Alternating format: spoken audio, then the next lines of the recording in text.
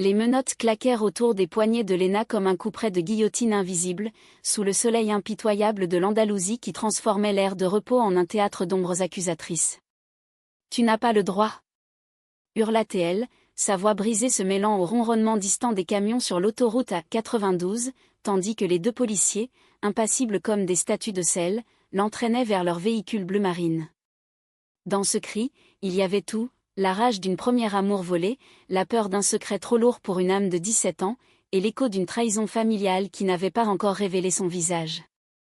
Roman pila net sur les freins de sa vieille Peugeot, le cœur cognant comme un tambour de flamenco dans sa poitrine, ignorant que cette halte forcée sur la route de Grenade vers Séville allait fissurer le voile de mensonges qu'elle avait tissé depuis des années autour de sa fille.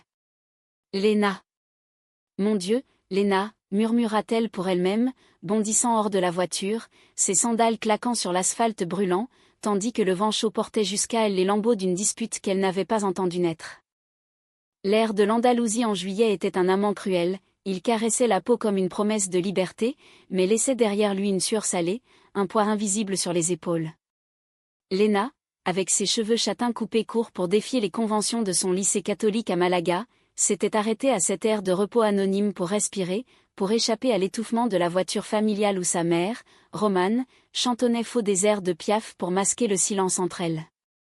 Elle roulait depuis l'aube, fuyant les murs blancs de leur appartement à Grenade, où les ombres des amants passés de Romane semblaient encore danser sur les azuléjos craquelés. Mais Léna n'était pas en fuite, elle cherchait du réseau, un message furtif à envoyer à Sofia, la fille aux yeux d'olive noire qui avait embrassé ses lèvres pour la première fois sous un olivier centenaire, lors d'une fête clandestine à la feria de Abril. Le téléphone vibra dans sa main, un éclat de joie dans ce désert routier. « Viens me rejoindre à Séville. Je t'attends au Alcazar, sous la fontaine des lions. N'oublie pas, notre secret est plus fort que leur chaîne. Sofia. » Ces mots étaient un feu qui consumait Léna de l'intérieur, un rappel que l'amour, même naissant et interdit, pouvait être une rébellion plus vive que les corridas sanglantes qu'elle haïssait. Elle tapa frénétiquement une réponse, les doigts tremblants, quand une ombre s'allongea sur l'écran. Deux silhouettes en uniforme, casquettes baissées contre le soleil, s'approchèrent d'un pas mesuré. « Señorita, votre véhicule est en stationnement illégal. Et ce téléphone. Vous filmez ?» L'un des policiers, un homme trapu aux moustaches grisonnantes, pointa du doigt la petite caméra que Léna avait sortie par habitude, pour capturer les couchers de soleil andalous qu'elle postait sur un compte anonyme, dédié à ses rêves volés. Ce n'était rien, un tic d'adolescente rebelle, mais dans ce contexte une jeune fille seule, jean déchiré, regard fuyant vers l'horizon cela devint tout. L'autre agent, plus jeune, aux yeux perçants de faucon, remarqua le message sur l'écran. « Sofia ? Une amie ? Ou quelque chose de plus ? Inconvenant ?» Son ton glissa vers l'accusation, teinté de cette hypocrisie machiste qui imprégnait les patrouilles de la Guardia Civile. Léna sentit son estomac se nouer. « C'est personnel. Rendez-moi ça. » Elle arracha l'appareil, mais le geste brusque fit basculer le sac à dos à ses pieds. Une photo en tomba, elle et Sofia enlacées, lèvres contre lèvres, sous les guirlandes lumineuses d'une nuit de fête. Le vent, traître, la fit voltiger jusqu'aux bottes de l'agent. Il la ramassa, la retourna, et son visage se durcit comme le granit des Sierra Nevada. Comportement indécent. Immoral. Vous savez ce que la loi dit sur les déviations publiques en Espagne ? Les mots étaient un poison lent, un rappel que même en 2025, dans ce pays aux fiertés arc-en-ciel, les coins oubliés comme cette ère de repos restaient des terres conservatrices, où l'amour entre femmes était encore un scandale à étouffer.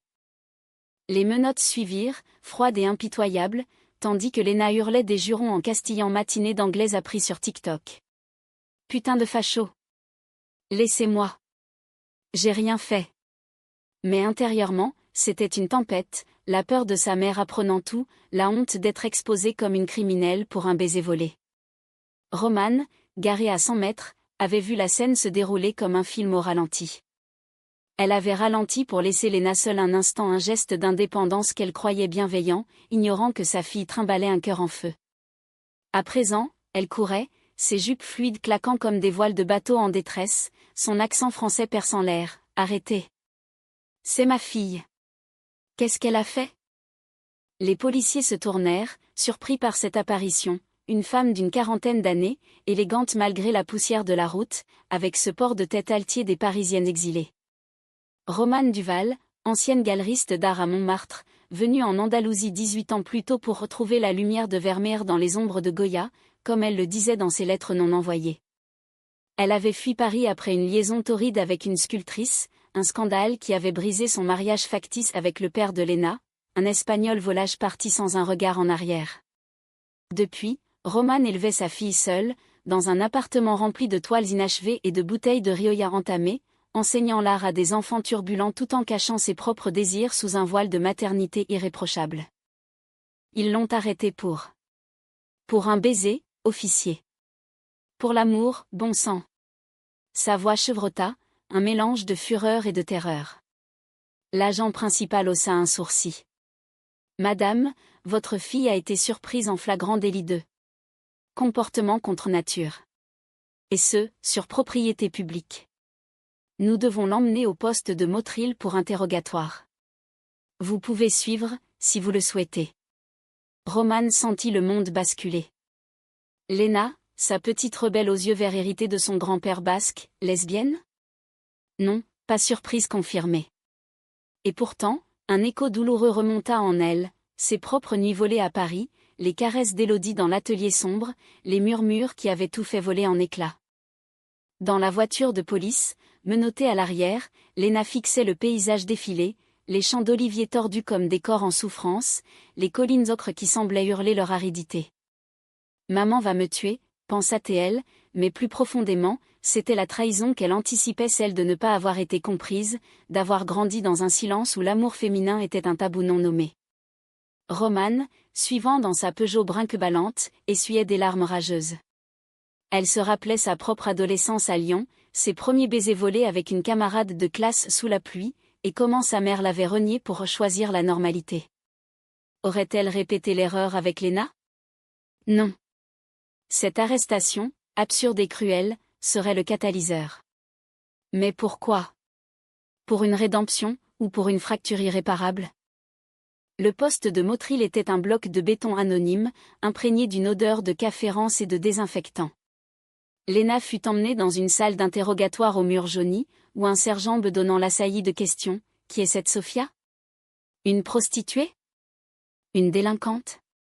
Elle serra les dents, refusant de trahir l'amour qui l'avait fait se sentir vivante pour la première fois. Romane, dans le couloir, arpentait comme une lionne en cage, son téléphone à l'oreille pour appeler un avocat ami à Grenade. C'est de la discrimination? Une gamine de 17 ans pour un baiser? Mais au fond, la peur n'était pas seulement pour Léna, c'était pour elle-même, pour les secrets qu'elle avait enterrés sous des couches de routine maternelle. Romane avait aimé des femmes passionnément, destructivement, mais jamais elle n'en avait parlé à sa fille. Léna croyait à une mère veuve, chaste et résignée. La vérité était un feu couvant, prêt à embraser tout. Heures plus tard, après des papiers interminables et une caution payée à contre-cœur, elles ressortirent dans la nuit andalouse, lourde d'étoiles indifférentes. Léna, frottant ses poignets rougis, évitait le regard de sa mère. « Ne dis rien, maman. S'il te plaît. » Romane hocha la tête, mais intérieurement, une décision germait, ce voyage vers Séville ne serait plus une simple escapade. Ce serait une confession. Dans la voiture, le silence s'étira comme une toile vierge, attendant le premier coup de pinceau. La route vers Séville serpenta à travers les plaines de la Mancha andalouse, où les vents chauds portaient l'odeur âcre des herbes sèches et des souvenirs non dits. Romane conduisait d'une main ferme, l'autre tambourinant sur le volant, tandis que Léna, recroquevillée sur le siège passager, fixait l'horizon comme si les réponses y étaient gravées dans les roches calcaires. La radio crachotait des flamencos lents, ces chants de deuil et de désir qui semblaient faits pour elle, une mère et sa fille, liées par le sang mais séparées par des abysses de non-dits. On s'arrête à Cordoue, proposa Romane d'une voix feutrée, cherchant un pont fragile. Léna haussa les épaules. Peu importe. Tant que je vois pas ces flics de merde. La nuit précédente au poste avait été un cauchemar éveillé. Léna, seule dans une cellule aux barreaux rouillés, avait repensé à Sophia, cette danseuse de flamenco aux hanches ondulantes, rencontrée lors d'un atelier d'art que Roman lui avait imposé pour occuper ses étés. Sofia, avec son rire comme un cascabel et ses baisers qui goûtaient le sangria et la menthe. Leur amour était un feu de paille, intense et clandestin, caché derrière des messages codés et des rendez-vous volés dans les ruelles de Malaga. Mais Lena savait que ce n'était pas seulement de l'amour, c'était une affirmation, un cri contre le monde qui voulait la ranger dans une case hétéronormée, comme sa mère l'avait fait, ou du moins comme elle l'imaginait. Roman, de son côté, luttait contre une vague de culpabilité.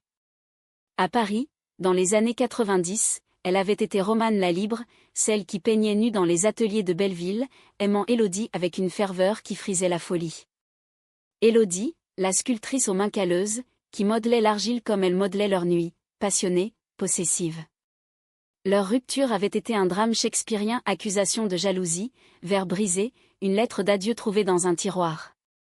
Romane avait fui en Andalousie, enceinte de Lena par un amant éphémère, cherchant dans les lumières de Grenade une rédemption qu'elle n'avait jamais trouvée. Elle s'était mariée par convention, élevé sa fille en paravent, enseignant l'art comme une thérapie déguisée. Mais les désirs ne meurent pas, ils hibernent. Et maintenant, face à l'arrestation de Lena, ils rugissaient pour sortir. À Cordoue, elles s'arrêtèrent à l'auberge El Maison del Alfajor, un refuge au patio fleuri où les fontaines murmuraient des secrets anciens. La chambre était modeste, un lit double sous un plafond voûté, des volets clos contre la chaleur. Lena s'effondra sur le matelas, épuisée, tandis que Roman commandait du gazpacho et du jamon au serveur, un jeune andalou aux yeux rieurs qui flirtait innocemment. « Votre fille est belle, comme sa mère, dit-il en servant. Roman rougit, un geste rare, et Lena, observant depuis le lit, sentit une pointe d'agacement. « Toujours les hommes, maman. Pourquoi pas une femme, pour changer ?» Les mots sortirent comme un défi, un test. Roman se figea, la cuillère à mi-chemin de sa bouche. Le silence s'alourdit, rompu seulement par le chant des cigales dehors. « Qu'est-ce que tu insinues, Lena ?» Sa voix était un fil tendu, prêt à rompre. Lena se redressa, les yeux flamboyants. « Rien. Juste que... Moi, j'aime les filles. Et toi ? T'as jamais pensé que c'était normal ? Ou t'es trop occupé à jouer la veuve éplorée ? C'était l'attaque frontale, née de la douleur de l'arrestation, de l'humiliation. Roman posa son bol, les mains tremblantes. Lena. Ce n'est pas si simple. L'amour, quel qu'il soit, est une tempête. Il détruit autant qu'il guérit. La nuit tomba sur Cordoue comme un manteau de velours noir, et dans la chambre, la tempête éclata.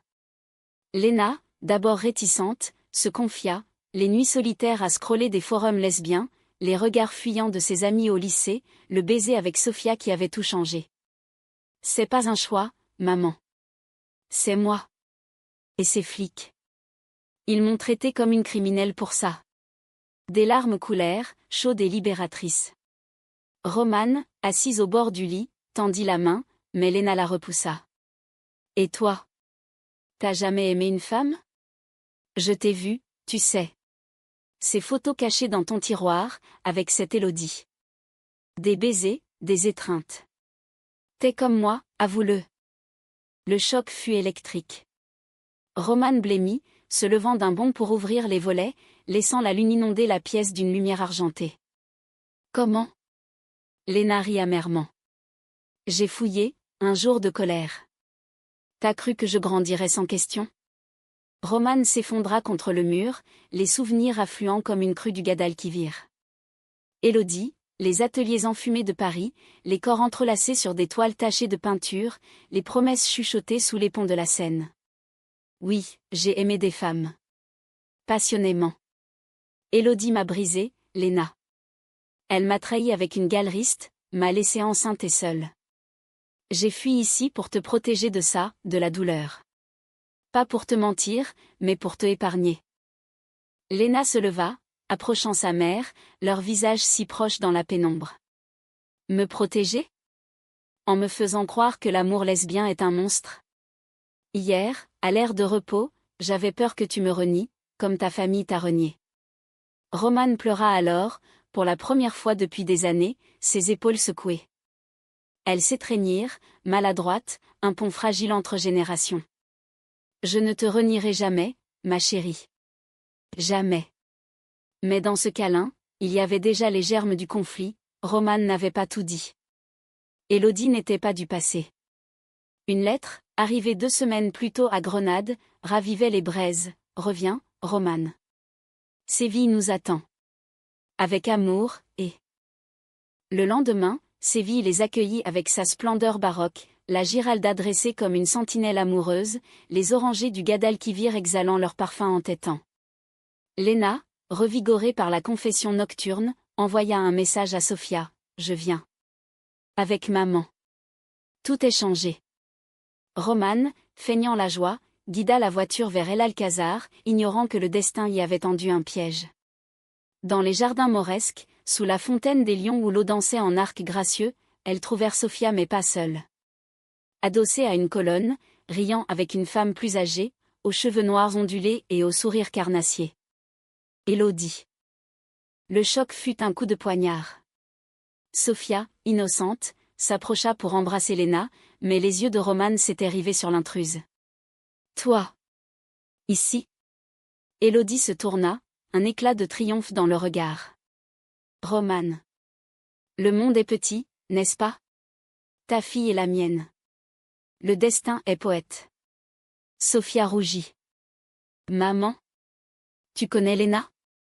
La révélation frappa comme un éclair. Sofia était la fille d'Élodie, élevée à Séville après la rupture, ignorant tout de la tempête parisienne.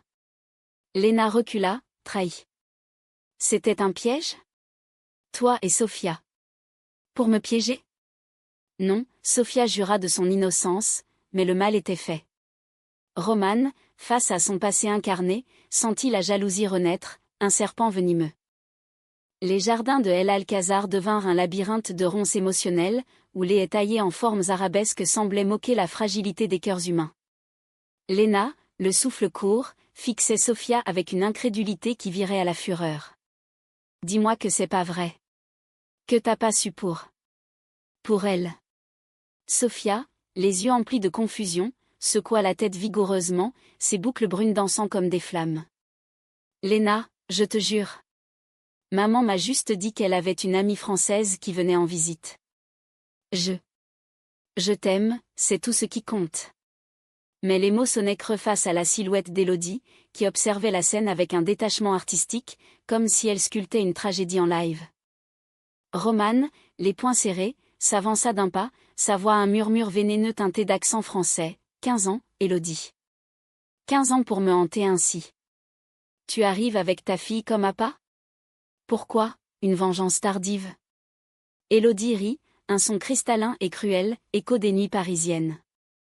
À 45 ans, elle était plus belle encore, corps athlétiques de sculptrice, yeux verts perçants qui avaient autrefois fait chavirer Roman. Vengeance? Non, ma chère. Le destin. J'ai élevé Sofia seule, comme toi Léna. Et regarde, nos filles s'aiment. N'est-ce pas poétique? Un cercle que nous bouclons. Mais sous le vernis, il y avait la trahison originelle. Élodie avait quitté Roman enceinte, préférant une vie libre à Séville, sculptant des nus féminins pour des galeries locales, oubliant les promesses. Léna, sentant le sol se dérober, attrapa le bras de Sofia. « Viens, on s'en va. » Loin d'elle. Elles s'enfuirent à travers les allées bordées de myrtes, laissant les deux femmes face à face, comme des duellistes sous le soleil zénithal. Roman tremblait de rage. « Tu m'as volé ma vie, Élodie. Paris, mon art, ma fille. Tout pour ton caprice. » Élodie s'approcha, effleurant son bras d'un geste trop intime. « Volé? Nous nous sommes volés mutuellement, Roman. Tu étais si possessive, si jalouse. Je suis partie pour respirer. Et maintenant? Regarde nos filles. Elles brûlent comme nous autrefois. » Le contact raviva une étincelle, désir mêlé à haine, l'alchimie toxique qui avait fait leur passion. Pendant ce temps, Léna et Sofia se réfugiaient dans une alcôve ombragée, près d'une fontaine où les carpe-koi glissaient comme des secrets liquides. « Je savais pas, Léna. Maman parle jamais du passé. » Sofia pleurait, ses mains caressant le visage de Léna avec une tendresse désespérée. Léna, déchirée, l'embrassa malgré tout, un baiser fiévreux, affirmation contre le chaos. C'est nous contre elle. On fuira, s'il faut. Mais au fond, la graine du doute était plantée, et si Sophia était un pion dans un jeu plus grand? Les adolescentes, dans leur naïveté romantique, ignoraient que l'amour, comme le flamenco, danse sur le fil du rasoir. Le soir tomba sur Séville, ville des amours contrariés, et Romane, hébétée, retrouva Léna à l'hôtel El Discreto, un palais reconverti au balcon de fer forgé dominant la cathédrale. Sophia avait été renvoyée chez Élodie, avec promesse de se revoir en secret. Léna, boudeuse, arpenta la chambre au tapis persan. C'est ta faute, maman. Ton passé qui pourrit tout. Romane, épuisée, s'assit sur le lit, un verre de manzanilla à la main. Ma faute? J'ai essayé de t'épargner ça. L'amour laisse bien. Il est beau, Léna, mais il ronge l'âme si on le laisse nous consumer. Elle raconta alors tout, les nuits à Paris, les caresses d'Élodie sur sa peau nue, la jalousie qui avait tourné à l'obsession. Elle m'a trahi avec une autre, une muse rousse. J'ai découvert leurs lettres, leurs sculptures entrelacées. J'ai fui, enceinte de toi, pour recommencer. Léna écouta, fascinée et horrifiée. Pour la première fois, sa mère n'était plus un monolithe, elle était humaine, fracturée. Et maintenant? Tu vas la revoir? Romane hésita, le mensonge au bord des lèvres. Non. C'est fini. Mais le lendemain, un message d'Élodie, rencontrons-nous à Triana. Pour clore le chapitre. Ou en ouvrir un nouveau. Romane y alla, seule, prétextant une visite au marché. Triana, quartier des gitans et des passions, avec ses ruelles étroites et ses patios cachés, était le décor parfait pour une confrontation. Élodie l'attendait dans son atelier, un antre de marbre et d'argile où des statues de femmes enlacées défiaient la gravité. « Viens, touche, dit-elle, guidant la main de Romane sur une courbe lisse. Le contact fut un électrochoc, souvenir de chair pressée, de gémissements étouffés. Elles parlèrent des heures regrets, accusations, aveux. « J'ai aimé personne comme toi, Romane. Sophia est mon trésor, mais toi. Tu es mon feu. » Romane résista, mais céda un peu, un baiser, chaste au début, puis vorace. Trahison? Oui, envers Léna, envers sa résolution. Mais l'amour, en France comme en Espagne, est un vin capiteux qui embrouille les sens. De retour à l'hôtel, Romane mentit à Léna, rien. Juste des souvenirs. Mais Léna, flairant le mensonge, fouilla son téléphone pendant qu'elle dormait. Les messages d'Élodie, reviens ce soir. Nos filles s'aimeront mieux si nous guérissons. La fureur de Léna fut volcanique. Elle appela Sophia, c'est fini. Ta mère a piégé la mienne. Sophia, blessée, contre-attaqua, et la tienne? Elle est faible, Léna. Laisse-moi te montrer. Le lendemain, un rendez-vous secret au parc de Maria Luisa, Sophia y attendait avec des fleurs volées, mais Léna arriva avec des valises. Je pars seule. Pour Malaga. Sans toi, sans elle. Romane, apprenant la fuite, courut à travers Séville, le cœur en lambeaux. Elle trouva Léna à la gare Santa Justa, billet en main. Ne pars pas, ma fille.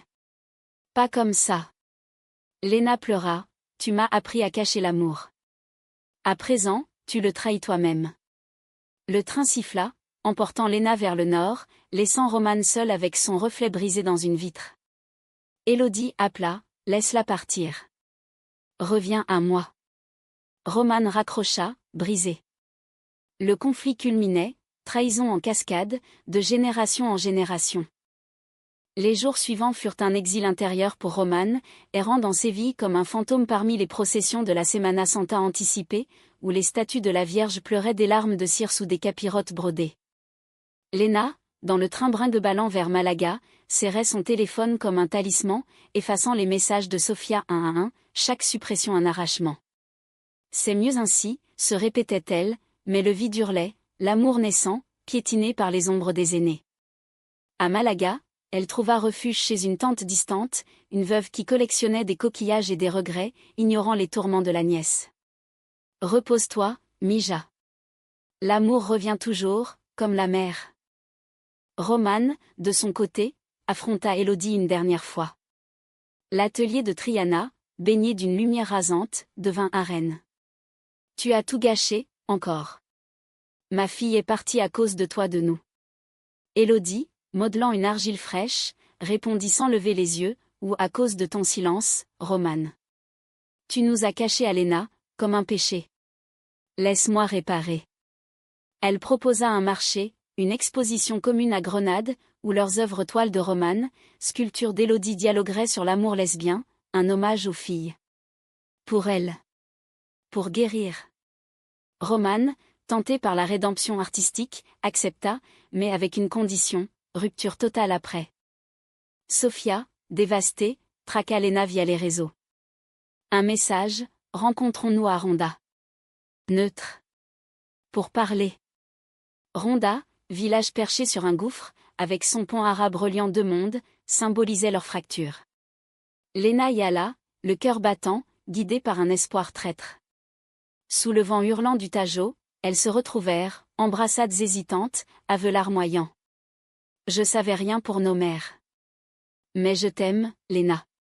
Pas elle. Le baiser qui suivit fut un pont jeté sur l'abîme, fragile mais vrai. Elles décidèrent de confronter les aînés ensemble, transformant la trahison en alliance. Roman apprit la réconciliation par un appel de Léna. Reviens à Grenade, maman. On expose. Ensemble. La préparation fut un ballet de guérison, Roman peignant des toiles où des femmes s'enlaçaient sous des oliveraies andalouses, Élodie sculptant des formes entrelacées évoquant Paris et Séville. Léna et Sofia aidèrent, leur rire fusant comme des étincelles, reliant les générations. Mais le chaos trao survint la veille du vernissage. Élodie, dans un élan de possessivité, confessa à Roman un secret, « Je n'ai jamais cessé de t'aimer. » Sofia. Je l'ai poussé vers Léna pour te ramener. La trahison ultime, un calcul maternel tordu. Roman explosa, brisant une sculpture d'un geste rageur. Tu utilises nos filles comme des pions? Pour ton ego? Élodie pleura, pour la première fois vulnérable. C'était pour nous sauver toutes. Léna et Sofia, arrivant sur ces entrefaites, entendirent tout. La confrontation fut un ouragan, cris, pleurs, accusations fusant dans l'atelier. Vous nous avez trahis. Pour vos vieux feux, hurla Léna. Sofia, plus mesurée, ajouta, l'amour n'est pas un jeu. Mais dans la tourmente, une vérité émergea, la trahison n'était pas malveillance, mais peur de l'abandon, de la solitude. La nuit du vernissage, à la Galerie des Lumières de Grenade, fut cathartique. Les toiles et sculptures, éclairées par des spots doux, racontaient une histoire, amour volé, trahison, rédemption. Roman prononça un discours, voix chevrotante, cet art est pour Léna, pour Sofia, pour toutes celles qui aiment dans l'ombre. Nous avons trahi, oui, mais l'amour nous a sauvés. Élodie, à ses côtés, hocha la tête, un pas vers la paix. Léna et Sofia, enlacées dans un coin, symbolisaient l'avenir, pur, sans chaîne. Le lendemain, Roman et Léna rentrèrent à Malaga en voiture, le silence apaisé. Je suis fière de toi, maman. Pour avoir osé. Roman sourit, larmes aux yeux. Et toi, pour m'avoir forcé à regarder en face. Élodie et Sofia restèrent à Séville, mais les ponts étaient rebâtis, visites, lettres, un réseau d'amour tissé patiemment. L'Andalousie, avec ses soleils couchants et ses vents murmurants, devint le décor d'une humanité retrouvée où l'amour lesbien n'était plus un secret, mais une lumière partagée, fragile et éternelle.